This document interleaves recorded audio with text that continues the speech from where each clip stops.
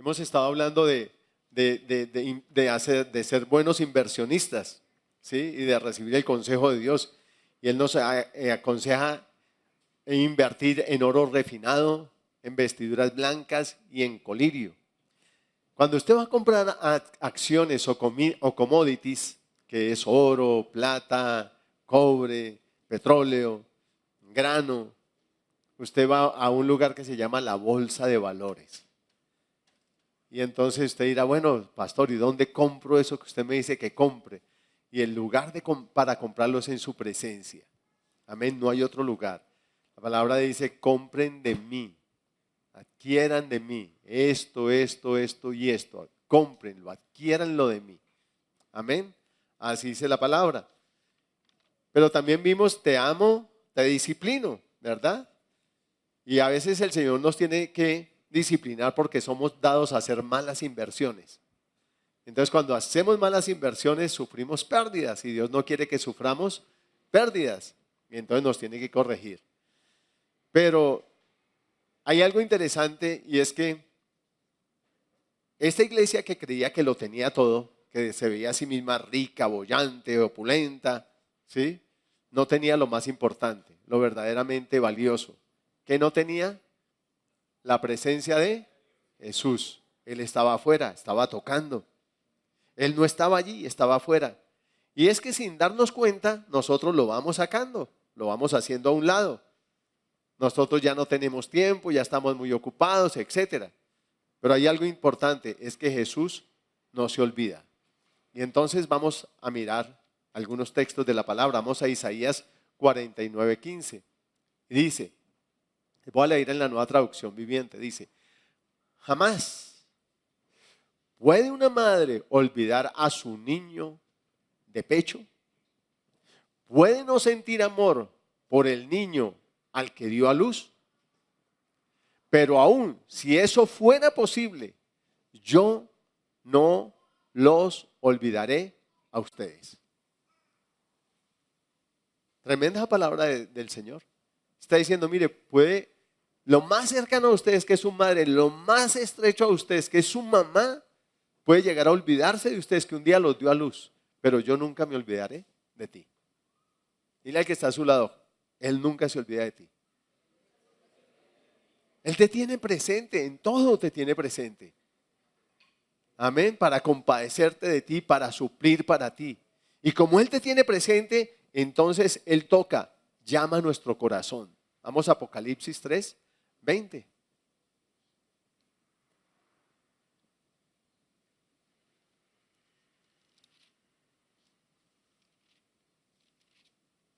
Y solo vamos a leer ese texto de toda esa porción de la iglesia, Apocalipsis 3:20. Dice, mira, yo estoy a la puerta y llamo. Si oyes mi voz y abre la puerta, yo entraré y cenaremos juntos como ¿qué? Como amigos. En la Reina Valera dice, entraré a él, cenaré con él y él va a cenar conmigo. Amén. Ahora, sentarse a comer con él en la misma mesa implica compañerismo. Por eso dice, cenaremos como amigos. Y implica un compañerismo cercano. Es un compañerismo de intimidad. Uno no va a cenar con cualquier persona. Usted no va por ahí por la calle y le dice a alguien, va pasando, oiga, ¿quiere ir a cenar conmigo? ¿O sí? ¿Cierto que no? Ni se lo dice a cualquier amigo. Tiene que ser un amigo bien cercano. ¿Sí? Y no se lo dice tampoco a cualquier muchacha, sino que se lo dice a aquella por la cual usted está ¿qué? Interesado. ¿Sí? Y esa muchacha no le dice a cualquiera, sí, vamos a cenar. Se lo dice si está interesada en usted. ¿Es así o no es así? Entonces, para que miremos esto. ¿Sí? Y es que este es un compañerismo esencial, es un compañerismo que transforma y que vivifica. Segunda de Corintios 13:14. Dice que la gracia del Señor Jesucristo, el amor de Dios y la comunión del Espíritu Santo sea con todos ustedes. ¿Estamos disfrutando del amor del Padre, del amor de Dios? Sí. ¿Estamos disfrutando de la gracia que es en Cristo Jesús? Sí, por gracia somos salvos, por gracia hemos sido hechos hijos de Dios. Todo eso es gracia. ¿Sí? Pero Él dice que disfrutemos también de la comunión con el Espíritu Santo. Tremendo, ¿no? Y que, vuelvo y repito, esa comunión es compañerismo, es hablar, es escuchar al otro, ¿sí? Yo hablo, pero también escucho. Él habla y yo escucho. Él habla, pero también escucha. Y la Biblia está llena de eso. Usted ve diálogos entre Adán, Eva y el Señor. Entre Caín y el Señor. Caín el homicida, sí, Señor. Ahí hay diálogo. Luego vemos diálogos de ahí para acá. Noé, Enoc, todos dialogando. Abraham, Isaac, Jacob, diálogos. Vemos diálogos donde él habla y uno escucha. Uno habla y él escucha. Y esos diálogos siguen siendo reales hoy.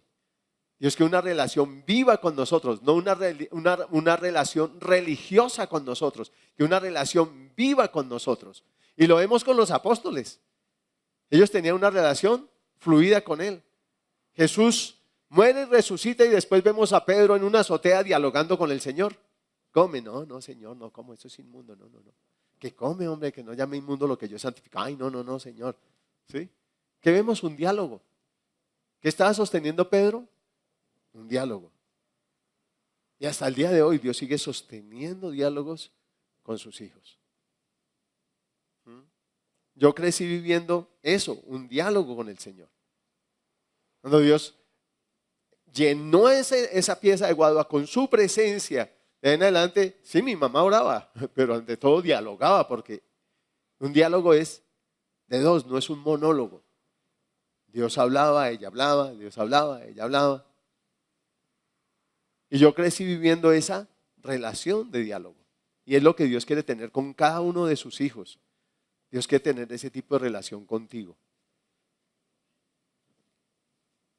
Pero nosotros muchas veces nos metemos horas allá y hablamos y no lo es. ¿No lo qué? No lo escuchamos. Y a veces nos vamos y lo dejamos con la respuesta. Y no escuchamos porque no nos detenemos. Y Dios no quiere eso.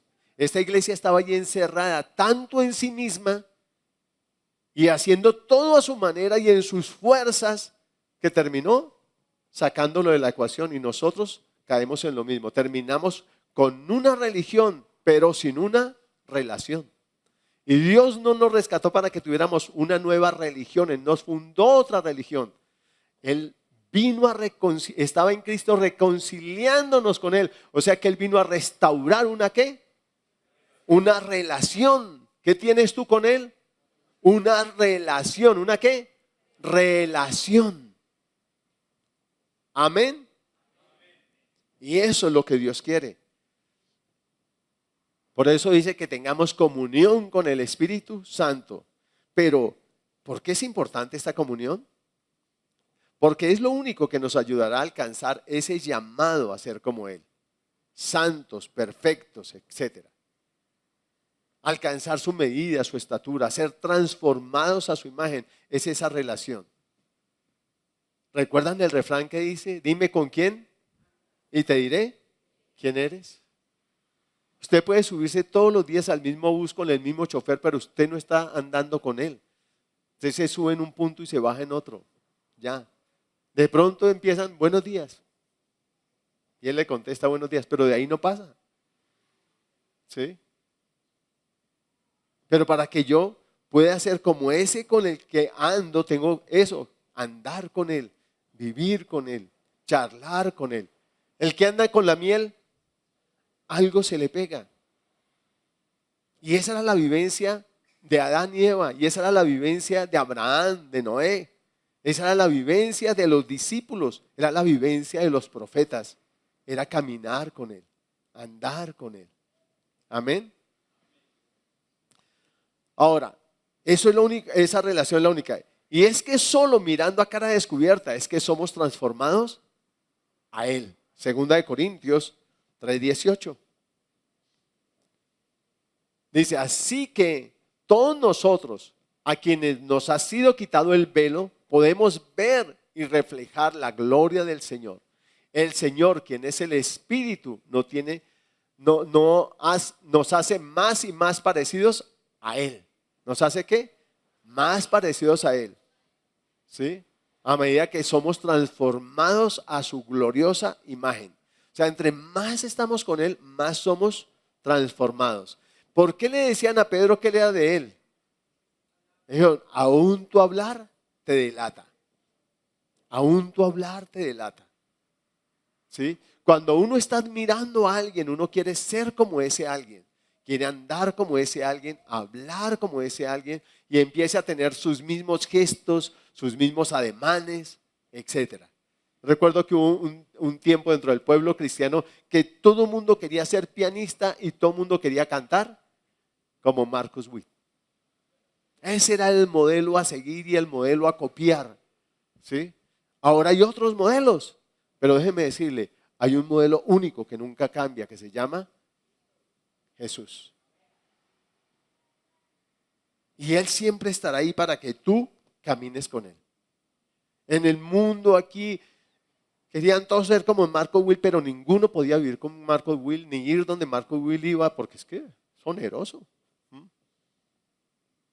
Ni estar donde él estaba, más allá de mirar conciertos o ir a conciertos o comprar sus CDs. Pero con Cristo usted puede vivir 24 horas del día, 7 de la semana, 365 del año. Usted tiene mucho margen para ser como Él, pero es una relación. Volviendo a Apocalipsis, o yendo a Apocalipsis 3:20, vamos a Apocalipsis 3:20. Bueno, ahí estamos. Mira, yo estoy a la puerta y llamo. Si oyes mi voz y abre la puerta, yo entraré y cenaremos juntos como amigos. Entonces vamos a desglosar este texto en tres puntos. Número 1, yo estoy a la puerta y llamo.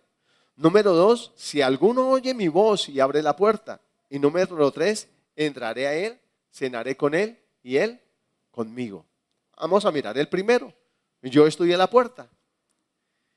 Esto nos habla de un Dios que desde siempre ha querido todo con el ser humano. Dios siempre ha estado en pos del ser humano. No porque idolatre al ser humano, sino porque Él sabe cuánto necesitamos de Él.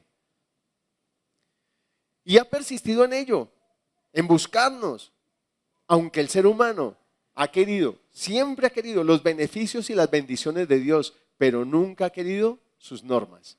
Las normas no nos gustan. Porque desde el día que el hombre se rebeló en el huerto, pasó por encima de la norma. Fue más que comerse ese fruto, fue pasar por encima de la autoridad de Dios. Y a eso fue lo que listó el enemigo. Y desde entonces en el corazón del hombre ha estado la anarquía. Y siempre quiere rebelarse a toda forma de autoridad. Entonces queremos eso. Miremos Isaías 53:6.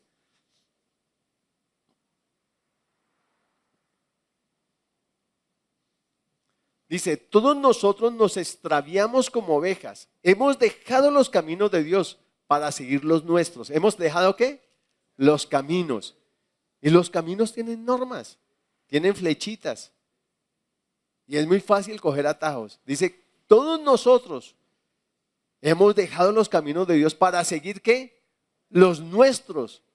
Sin embargo, el Señor puso sobre él los pecados de todos nosotros. O sea, desde siempre hemos estado en eso. Queremos los beneficios, pero no queremos las normas. Jueces 21:25.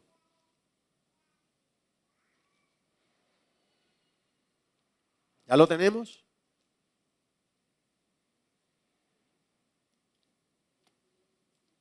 Jueces 21:25. ¿Qué dice? Dice, en esos días Israel no tenía rey. ¿Israel qué? No tenía rey. ¿Qué implica eso?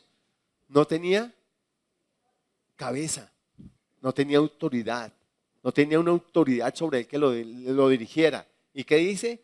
Cada uno hacía lo que le parecía correcto según su propio criterio. La otra versión dice, cada cual hacía lo que bien le parecía, o sea, lo que quería hacer. Dicen por ahí que cuando el gato no está, los ratones hacen fiesta. O sea, cada cual hace la parranda a su manera. Como quiere, cuando quiere, la empieza a la hora que quiere y la termina a la hora que quiere. Y Dios dice, no es así. Y la gente quiere vivir de esa manera, o nosotros los seres humanos queremos vivir de esa manera. Lucas 15:13.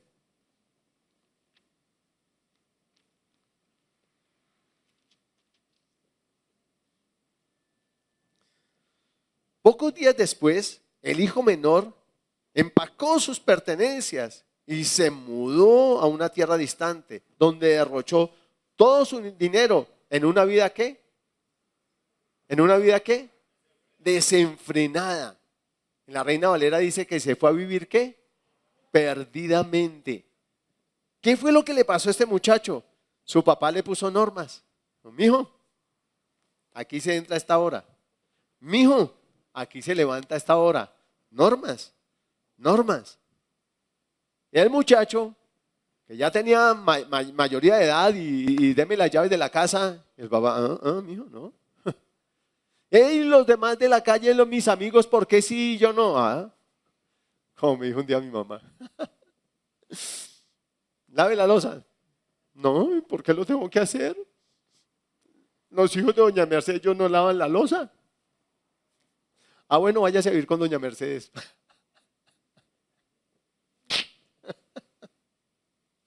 Váyase a vivir con ella porque aquí sí, los hombres lavan loza, mijo. Aquí los hombres no huelen a eso de gallina. Aquí huelen bien, en la cocina y en la pieza y donde estén. Así que aquí tiene que hacer oficio. ¿Quiere vivir bajo esa norma? Estamos. ¿No quiere vivir bajo esa norma? Váyase a vivir donde doña Mercedes. Tremendo, ¿no? Y eso fue lo que le pasó al hijo pródigo. El papá, y es más, le dijo, papá, yo sé que usted todavía no se ha muerto, pero venga la herencia. Y el papá cogió la herencia y le dijo, vea, tome mi hijo. Y al hermano mayor le dijo, y si usted quiere hacer lo mismo, también aquí está su herencia. Chao. Pero aquí viven bajo estas normas. Y dice que se fue a vivir sin normas, perdidamente. Y se halló bajo una autoridad que lo maltrató. Porque eso es lo que pasa cuando yo no cuando yo no acepto estar bajo una buena autoridad, siempre voy a caer bajo una autoridad maligna. Siempre. Póngale la firma. Cuando yo no acepto vivir bajo una buena autoridad, siempre se va a caer bajo una autoridad maligna que me va a dañar, que no va a hacer nada para ayudarme. Ahora, desde siempre es Dios el que ha buscado al ser humano. ¿Por qué ha hecho esto? Porque Dios ha querido restaurar al ser humano a una relación de intimidad y comunión con Él, a una relación de autoridad con Él, a una relación vital e indispensable con Él. A una relación de intimidad y comunión con Él. Segunda de Corintios 5:19. Dice, pues Dios estaba en Cristo reconciliando al mundo consigo mismo, no tomando más en cuenta el pecado de la gente, y nos dio a nosotros este maravilloso mensaje de reconciliación. Entonces es una relación de amistad. ¿Recuerda que decía Dios a Abraham? No le de contar a Abraham, mi amigo, lo que voy a hacer. Dice que Dios no hace nada sin que se lo diga a sus siervos. ¿Los qué? Los profetas. ¿Y por qué a ellos? Porque ellos viven en su secreto. El tiempo lo invierten allí, en su secreto, a sus pies, como cantamos ahora al terminar el tiempo de alabanza, oración. Ellos pasan allí, no porque les toca, porque es su pasión, es su anhelo. ¿Ven? Es una relación de autoridad con Él. Juan 1:12. ¿Qué dice Juan 1:12? ¿Recuerdan? Dice, pero a todos los que creyeron en Él y lo recibieron, les dio derecho de llegar a ser hijos de Dios. Y eso nos habla de una relación ¿de qué? De autoridad. Cuando el hijo pródigo quiso volver a la casa de su papá, dijo: oiga, en la casa de mi papá, los que están como sirvientes bajo su autoridad, aún en calidad de sirvientes, están viviendo mejor que yo. Voy a ir a la casa de mi padre. No soy digno de estar bajo la autoridad de él en calidad de hijo, pero le voy a pedir que me reciba como uno de sus jornaleros, que yo me quiero sujetar a él. Y la palabra dice que cuando nosotros recibimos a Jesús como Salvador, entonces nos da potestad de ser hechos sus hijos. ¿Y por qué? Porque hemos reconocido que la rebeldía es lo que nos ha traído todas esas consecuencias. El pecado no es otra cosa sino la rebeldía hacia Dios y la determinación de hacer mi propia voluntad antes que la voluntad de Dios. Eso es la rebeldía. Y eso es lo que constituye pecado. Pecado es rebeldía a Dios. Es hacer mi propia voluntad, lo que a mí me parece, cuando a mí me parece, donde a mí me parece. ¿Sí? Es eso. Es una relación vital e indispensable con Él. Juan 15, 1-6.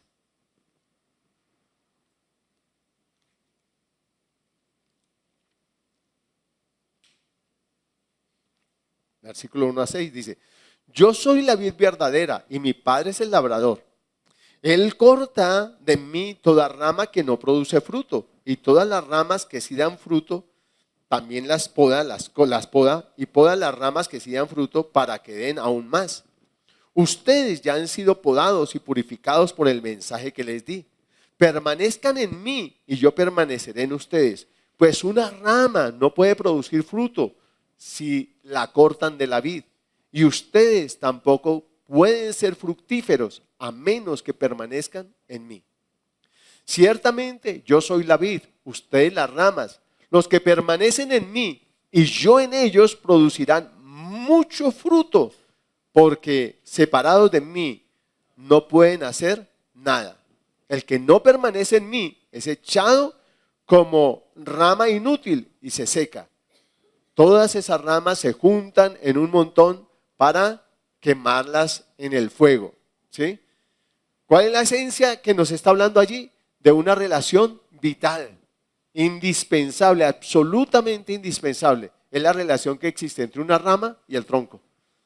Porque es lo único que nos hace partícipe de la rica savia y es lo único que nos hace uno con la raíz. Amén. Pero también, Romanos 8, 15-19.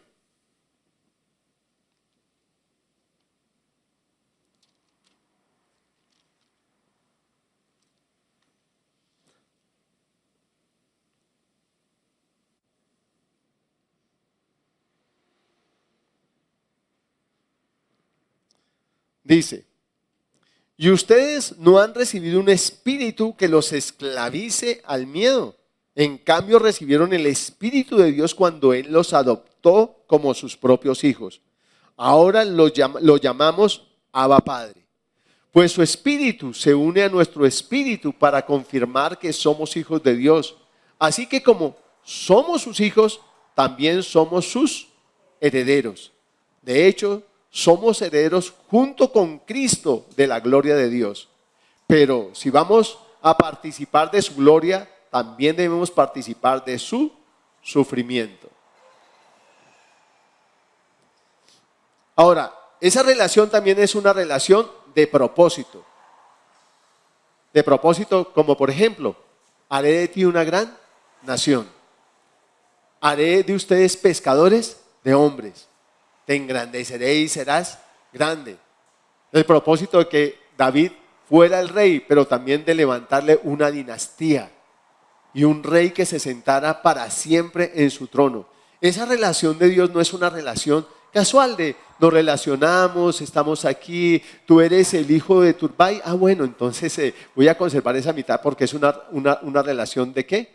De interés. Pero tan pronto logro lo que yo quiero, chao, ahí se acaba la relación. Y la relación, Dios no quiere ese tipo de relación contigo y conmigo. Una relación transitoria, una relación momentánea, aunque nosotros sí procuramos ese tipo de relación. ¿Sí?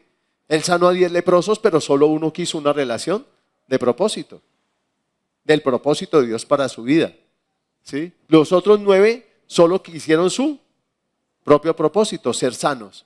Ya somos sanos, chao. Por eso Jesús le dijo a la multitud, ustedes me siguen porque les di de comer. O sea, están alcanzando su propio propósito, ser saciados.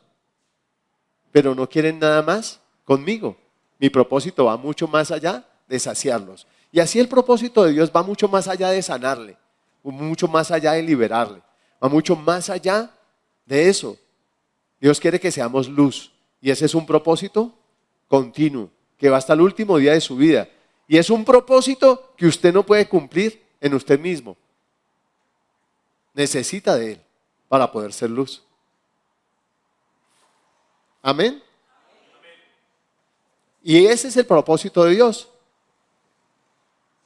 Y para ese propósito es que si alguno oye mi voz y abre la puerta, entramos al segundo punto. Entonces,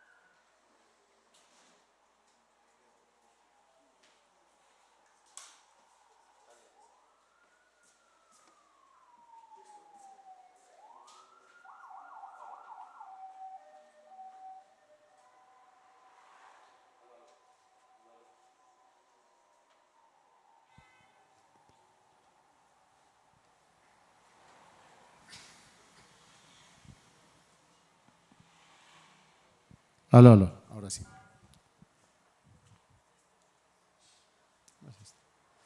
Entonces, ¿qué pasa? Que Él está a la puerta y está llamando a su corazón. Pero la segunda parte dice, si alguno oye mi voz y abre la puerta. ¿Sí? He entendido que tengo una relación de comunión con Él. Ya la tenemos. Él antes de tocar a su puerta para tener comunión con usted, tocó a su puerta para traer salvación a su vida, para reconciliarlo con Él. Pero una vez que estamos reconciliados, Él va a tocar a la puerta para tener comunión con usted y conmigo. Amén. Y es cuando Él toca con propósito de ir más allá de salvarlo, de que usted venga a Él para que usted supla sus necesidades, le sane, le ayude con esta circunstancia, le abra puertas. Él quiere ir más allá y entonces está tocando a la puerta. Esta iglesia se conformó con eso y tenía tanta bendición de Dios que había riqueza, había oro, había plata, pero ya no había tiempo para la comunión con Él. ¿Sí? Y entonces ahora ya soy empresario, ya soy multimillonario, ya estoy sano, ahora puedo participar en competencias, puedo ir allí, puedo ir allá. Ya empiezan los compromisos sociales, los compromisos laborales, y empiezo a decirle al Señor, Él llama, pero yo empiezo a decirle, ay Señor, más tarde. Pero vamos a entrar a eso. Si alguno oye mi voz y abre la puerta. Ahora, de la respuesta que demos a su llamado va a depender que el propósito de Dios se logre, se lleve a cabo en nuestra vida. De la respuesta que tú y yo le demos a ese llamado. A ese, aquí yo estoy a la puerta. A través de toda la escritura vemos personas que respondieron a ese llamado de diferentes maneras. Unos respondieron escondiéndose, como Adán y Eva, corrieron a esconderse. Como Saúl cuando lo fueron a coronar rey, corrió a esconderse. Otros responden huyendo, como Jonás. Otros acercándose, como el ciego. Acércate, te manda a llamar. Como la mujer enferma de flujo, acercándose. Moisés fue y se acercó a ver qué pasaba con esa zarza. Respondió de una manera positiva, afirmativa. Otros respondieron dejándolo todo, como Abraham. como los discípulos que dejaron sus redes y se fueron en pos de Él. Fíjese que todos estaban haciendo algo, pero ante ese llamado tuvieron que dejar.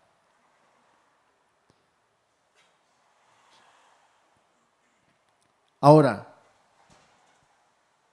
dentro de esta vamos a ver dos cosas primero para desarrollar este punto. Si alguno oye mi voz, entonces oír su voz. Vamos a Hebreos. Hebreos capítulo 3.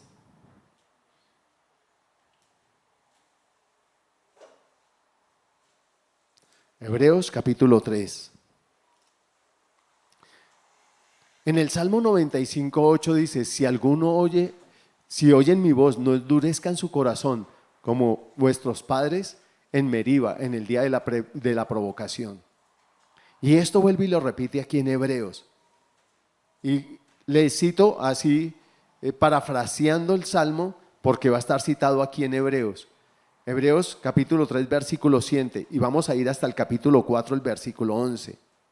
Dice así: por eso el Espíritu Santo dice, cuando oigan hoy su voz, no endurezcan el corazón, como lo hicieron los israelitas cuando se rebelaron aquel día que me pusieron a prueba en el desierto.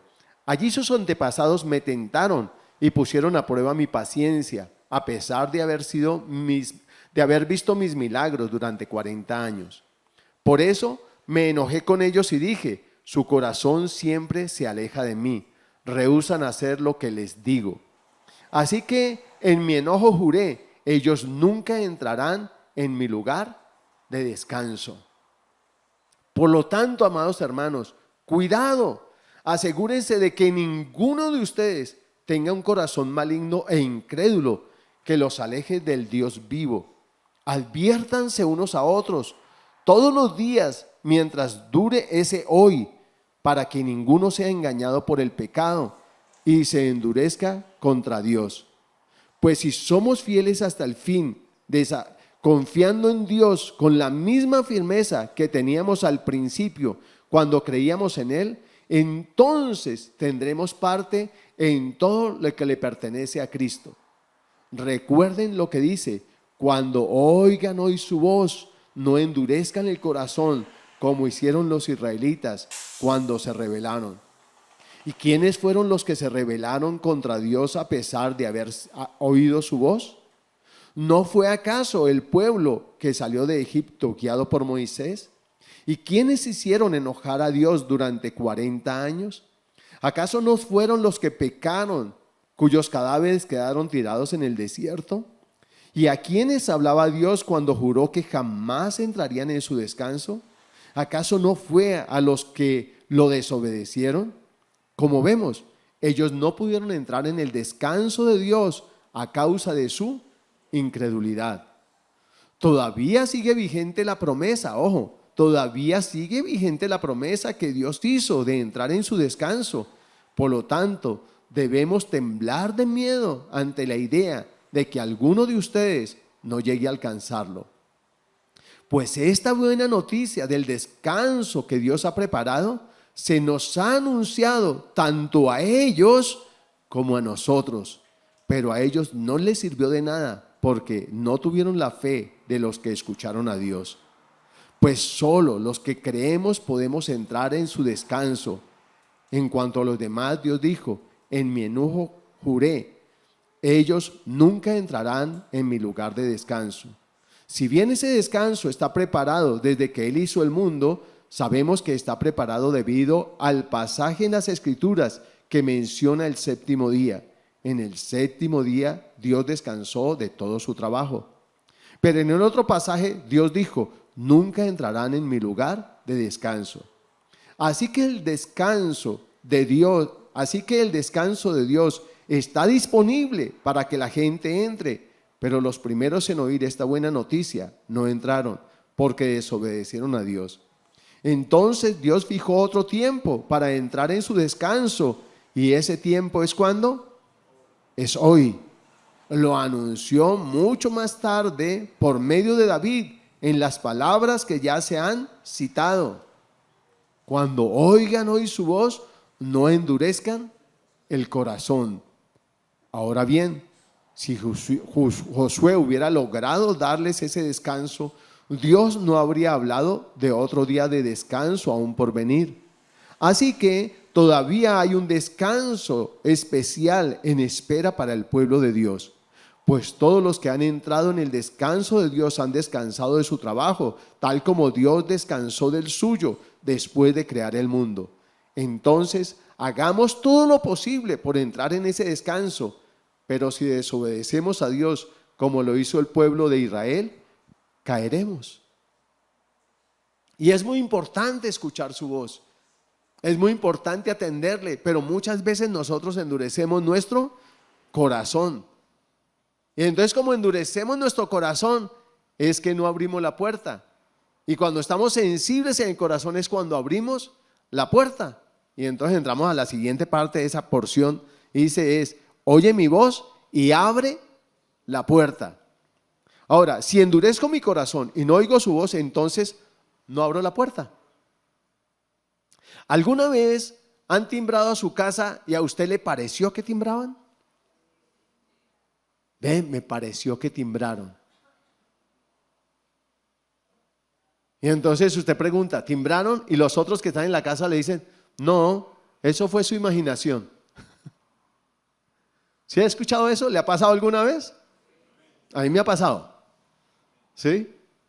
Y de pronto vuelven a timbrar y el que dijo eso dice, ¿sí ve? Sí habían timbrado. Pero la pregunta es, ¿por qué no se paró a mirar?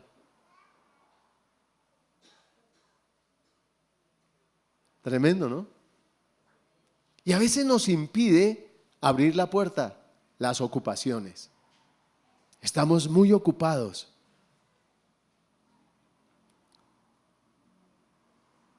Y entonces, cuando yo estoy muy ocupado, estoy tan ocupado, tan distraído, tan metido en mí mismo, que muchas veces usted va por la calle y no ve a alguien que lo está saludando y le está haciendo así. ¿Sí le ha pasado? Y después se lo encuentra y le dice, oiga, el otro día usted pasó y por encima de mí casi me pisa. ¿Y usted qué? No me vio.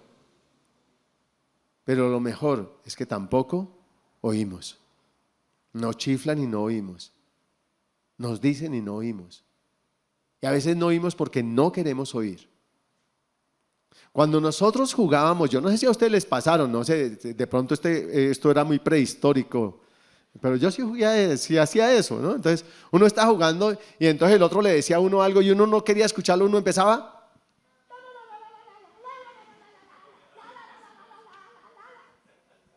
¿Sí hicieron eso también? Ay, no soy tan prehistórico entonces. Soy de más de esta época.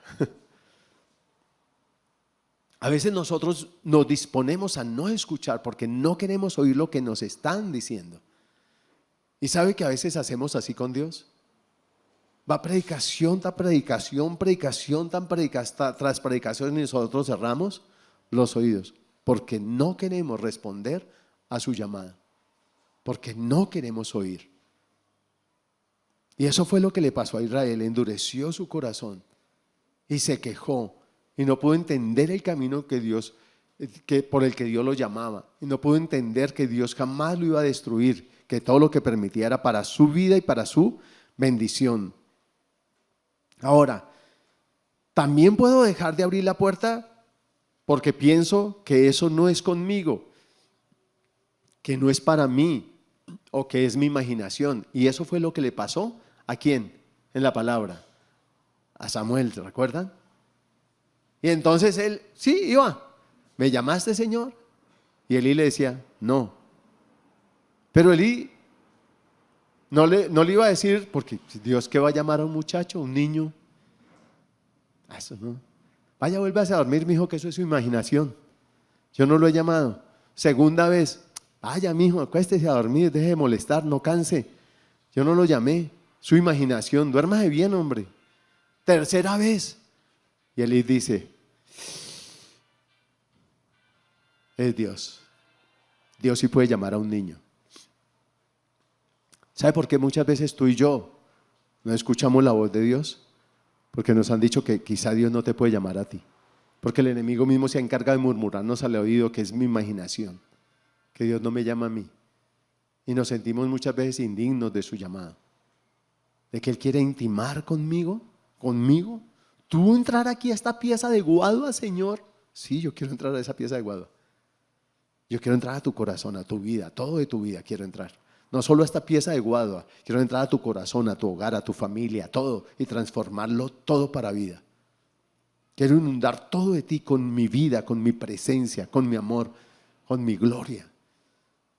Pero a veces le cerramos la puerta. O nos crecemos con paradigmas de que yo estoy en esta religión nací y en esta religión me muero.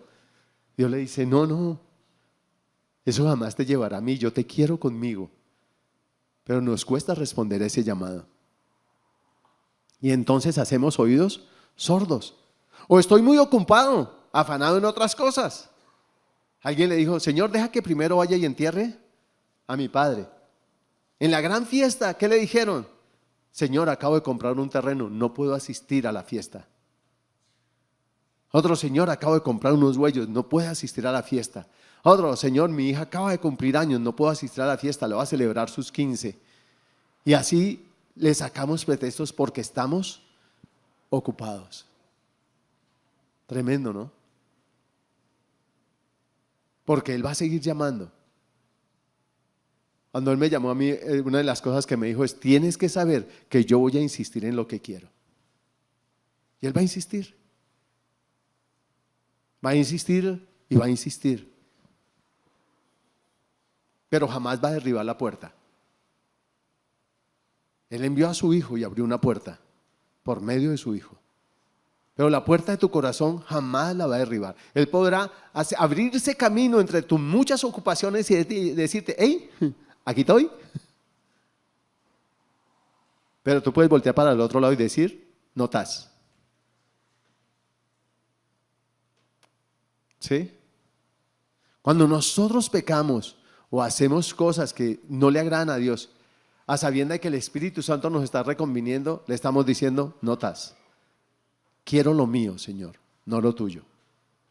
Y es que para abrir la puerta, ¿qué se necesita? Si en este momento tocaran a esa puerta, ¿qué tendrían que hacer? Paso por paso, a ver, ¿qué tendrían que hacer? Haber escuchado. Lo primero, listo, están tocando y se miran todos uno al otro. Y todos están esperando a que alguien se pare a hacerlo. Pero todos escucharon. ¿Es así o no es así? Todos escucharon. Todos.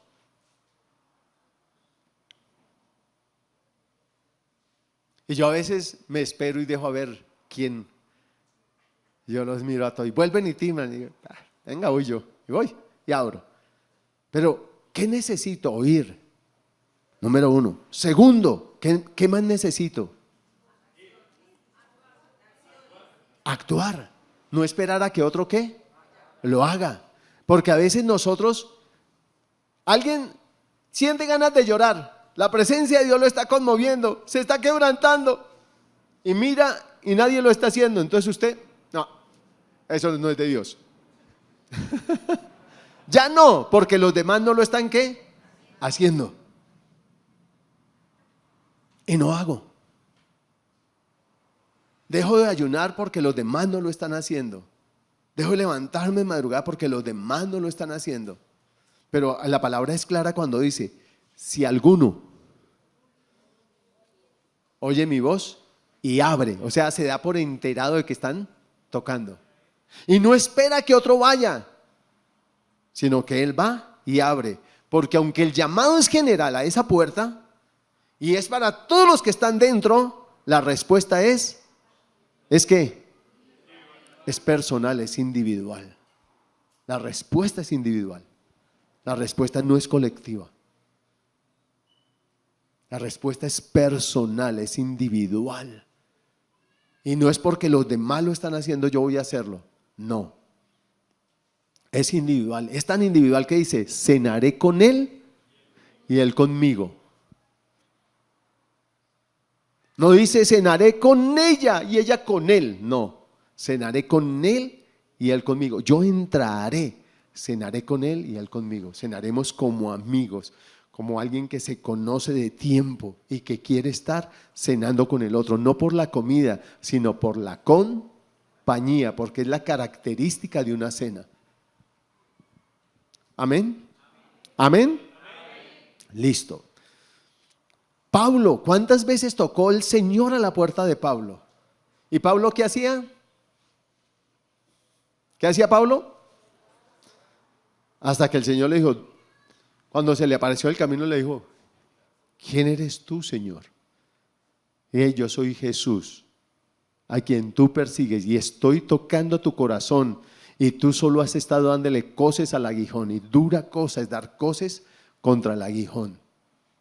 Y cuando nosotros nos rebelamos a su llamado, Él va a insistir, y si no, pregúntele a Jonás hasta dónde tuvo que bajar para poder responder a su llamado.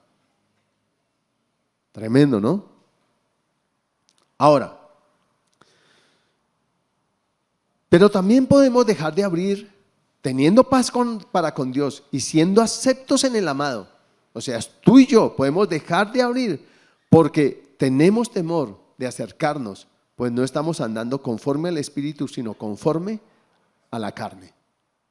En Juan 3 dice que los que se van a condenar son aquellos que sabían que sus obras eran malas y no se quisieron acercar a la luz para que no fueran, ¿qué? Reconvenidos, para que no fueran condenados, porque tenían temor. Pero ahora tú y yo ya estamos en Cristo, pero estando en Cristo empezamos a andar conforme a la carne, no promovemos para el Espíritu. Y cuando Él toca su voz, como estamos tan entretenidos en nuestra carne, cuando Él toca no lo escuchamos. O estamos metidos en nuestro chat, o estamos metidos en juegos, o quizá mirando pornografía, o quizá hemos estado engañando a alguien, etcétera. O quizá hemos estado siendo patanes con otros,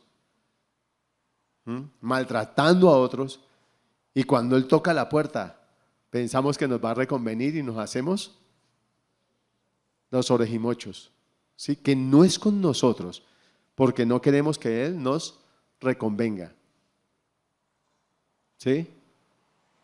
Una de las cosas que es tremenda en Dios es que Dios da palabra de conocimiento, ¿sí?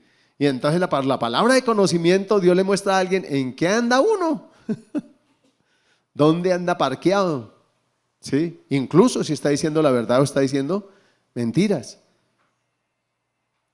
para permitirnos saber que Dios todo lo sabe. Acuérdense de Gesí, acuérdense de Acán, esas cosas que hicieron a escondidas pero que fueron sacadas ¿a qué? A luz, porque Él lo ve todo y lo conoce todo. Y entonces procuramos andar como si nada pasara. Y entonces llegó Gesí, sí Señor, ¿qué pasa? Y que nadie se entere. Pero el hecho de que nadie se entere no quiere decir que Dios no se entera. Y por eso cuando Él nos llama el pastor, nos llama el líder, nos llama el profeta, no nos llama ninguno de ellos, es Dios el que llama, y cuando llama no nos queremos acercar.